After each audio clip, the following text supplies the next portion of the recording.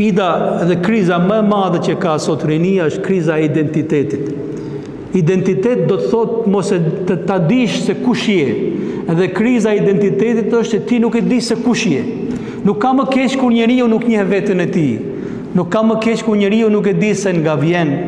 Nuk ka më keq kur njeriu nuk e di se ku do të shkojë, çfarë do të ndodhi me të nesër. A të ri, a mos të ri, a të bëj këtë zanat, a të bëj këtë tjetrën, apo ta lej krejt, apo të hyj kësaj puna, ti dal kësaj pune tjetër.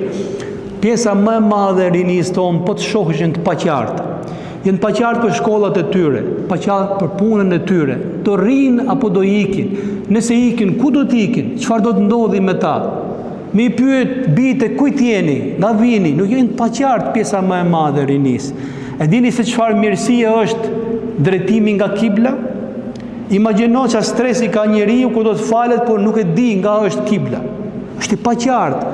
Pse kur drejtohesh nga kibla, minimumi rahatohet zemra, thu jam drejtu në destinacionin e duhur.